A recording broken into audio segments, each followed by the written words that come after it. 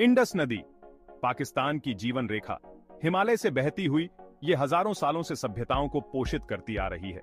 अब ये एक नया वादा रखती है, सोने का वादा। जियोलॉजिकल सर्वे ऑफ पाकिस्तान खोज कर रहा था, वो रिसोर्सेज ढूंढ रहे थे। उन्हें जो मिला वो उनके सपनों से भी परे था। सोना, लगभग 2.8 मिलियन तोला सोना, एक देश की किस्मत बदलने के लिए काफी। ये कोई अचानक से नहीं मिला, सालों की रिसर्च लगी इसमें। Satellite imaging, soil sampling, meticulous analysis. वैज्ञानिकों ने क्लूज फॉलो किए, क्लूज उन्हें एटक ले गए। एटक एक ऐतिहासिक जगह, एक स्ट्रेटेजिक पॉइंट जहां इंडस काबुल नदी से मिलती है। अब ये एक मॉडर्न गोल्ड रश का केंद्र है, एक ऐसा गोल्ड रश जो पाकिस्तान का भविष्य बदल सकता है। ये खोज सिर्फ सोने की नहीं थी, ये तो मिनरल्स का खजाना था। सिल्वर, जिंक, कॉपर, निकल, मैंगनीज, धरती का दिया हुआ एक असली तोहफा। सोना इंडस नदी के 32 किलोमीटर के दायरे में मिला, 127 जगहों पर फैला हुआ। ये जमीन के बहुत नीचे नहीं था, ये प्लेसर गोल्ड था, सदियों से नदी के बहाव से जमा हुआ। वैज्ञानिक इस खोज से हैरान थे, इतनी बड़ी मात्रा, इतने तरह के मिनरल्स।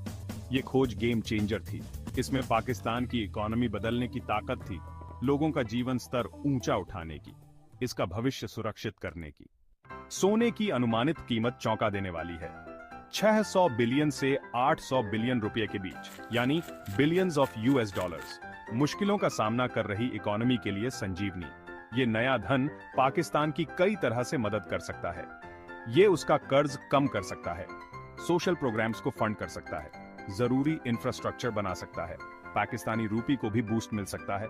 मजबूत करेंसी का मतलब ज्यादा परचेसिंग पावर, इसका मतलब आम पाकिस्तानियों के लिए बेहतर जीवन स्तर। लेकिन बड़ी दौलत के साथ बड़ी जिम्मेदारी भी आती है। सरकार को जल्दी काम करना था, उन्हें इस खोज को समझदारी से मैनेज करना था।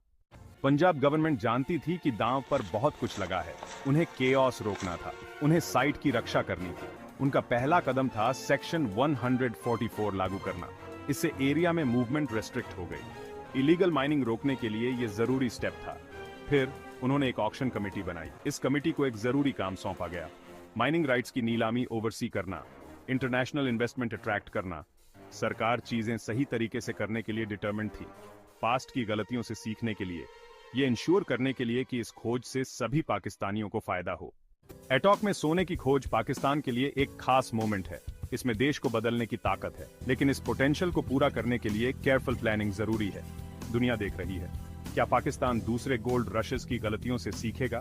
क्या ये इस रिसोर्स को समझदारी से मैनेज करेगा?